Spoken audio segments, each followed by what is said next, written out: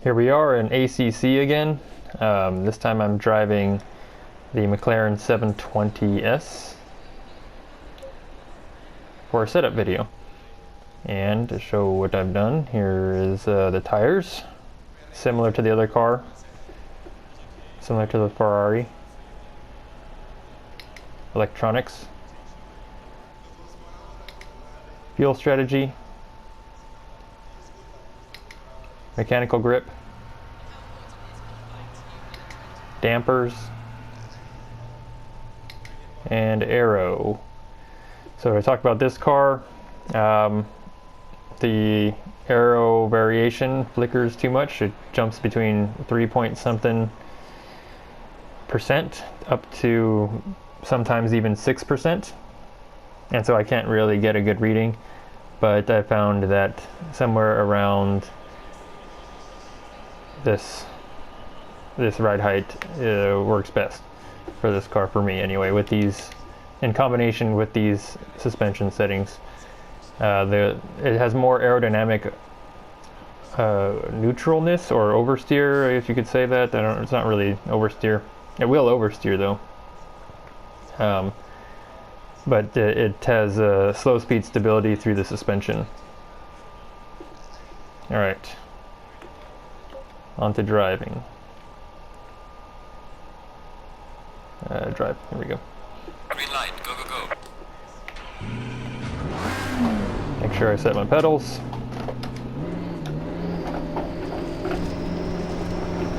And we're here in Spa again.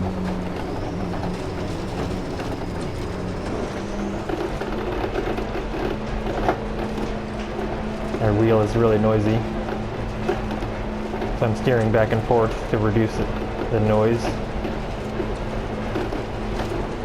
In the center of the wheel, I have the minimum force up to maximum of 15%.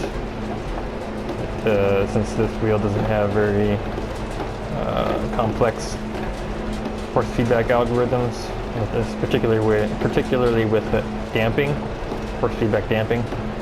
It bounces back and forth from left and right feedback and makes this awful noise. Alright, here we go.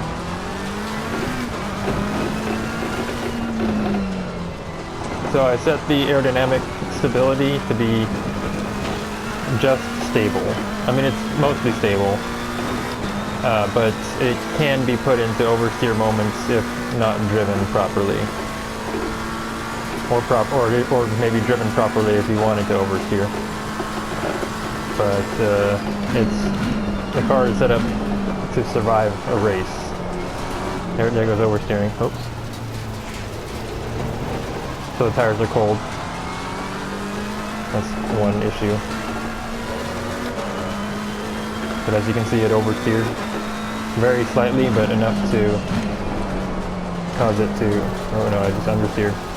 Enough I didn't overspit the turn, or my throttle was stuck. I don't know what happened there. Anyway, it can oversteer, is what I'm trying to say.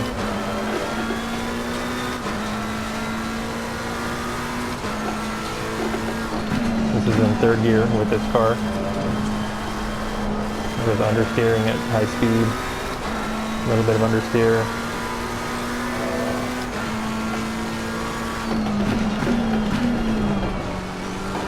Second, let the tires heat up.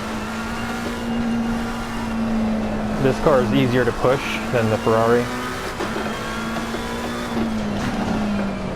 so it's not as snappy.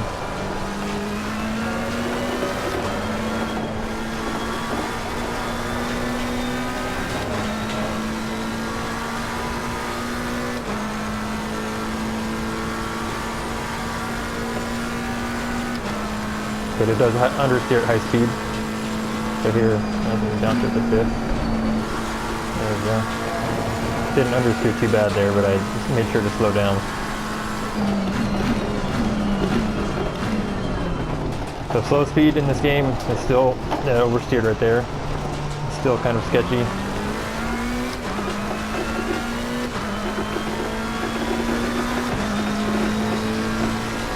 But basically the main takeaway is that it's easy to drive.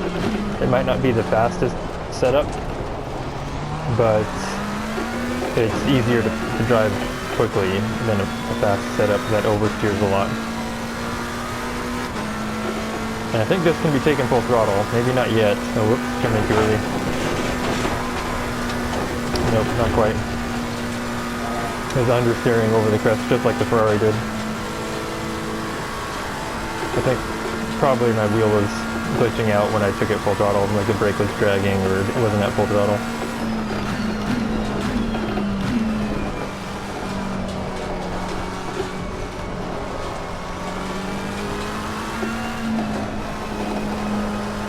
I still have not compared times. I really should compare the times of the Ferrari versus the McLaren. They're probably really close.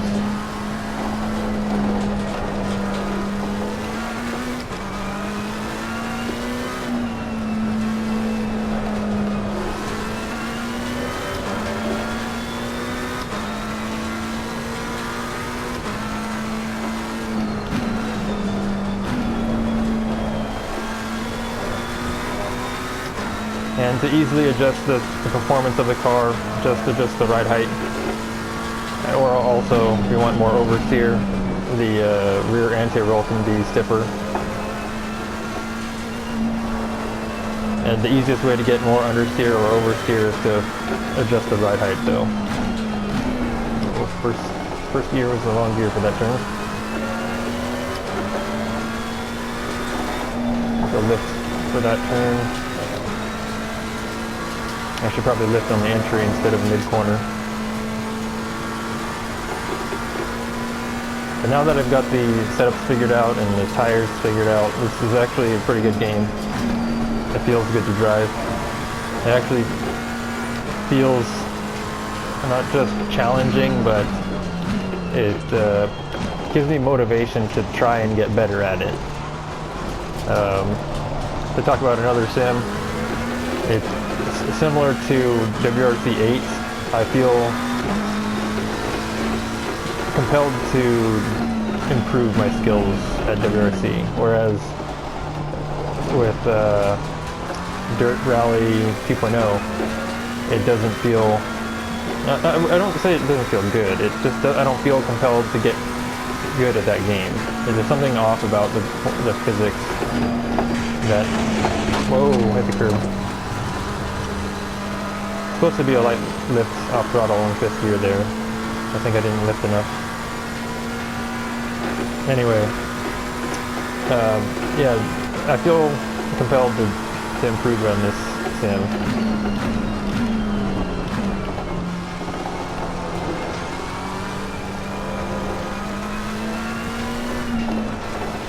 It's not completely difficult to drive like, what do you call it, iRacing was.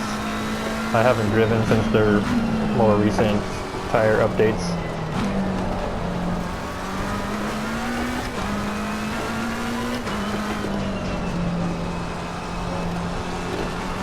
And the only car I've ever driven in iRacing is the Mazda MX-5 Cup car.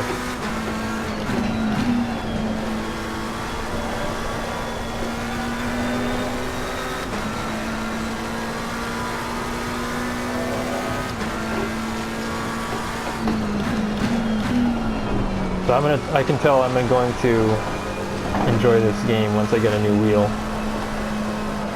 If I get one in time, maybe there'll be a new Assetto Corsa out by the time I get a new wheel. I'm kind of focusing on other things first.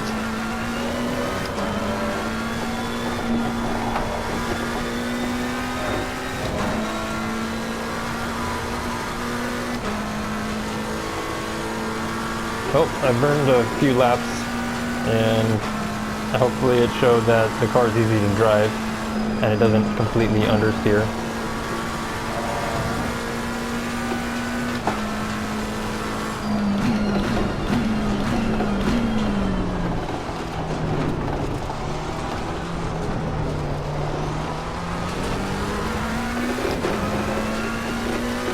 Let's see if I can put down a lap without running off the track.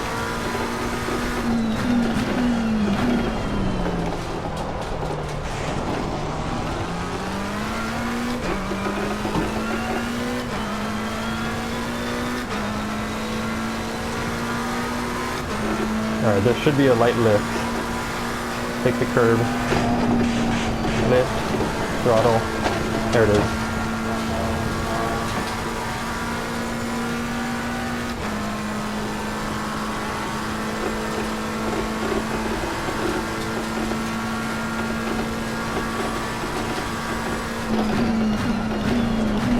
Trail brake, a little wide.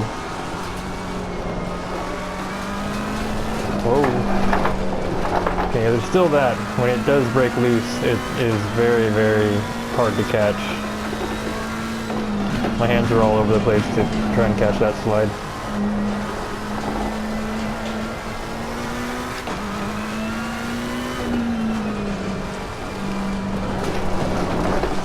But it is catchable. And a slip right there too. I think I'm overdriving the car. I need to slow down a bit more.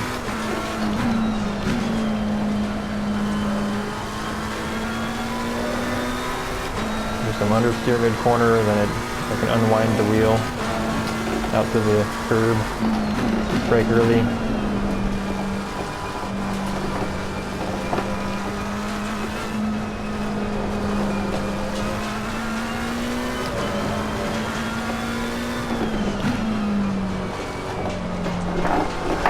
Oh, there's another slide. Oh, we're driving again.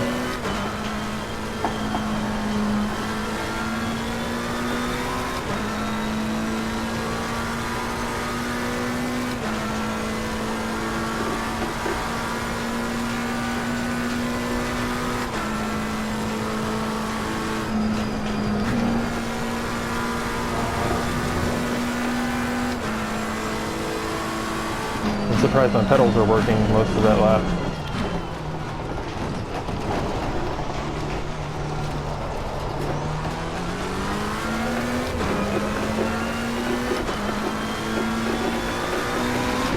Alright, it's 2:27.4, not very quick, but pretty good for me. Anyway, till the next one.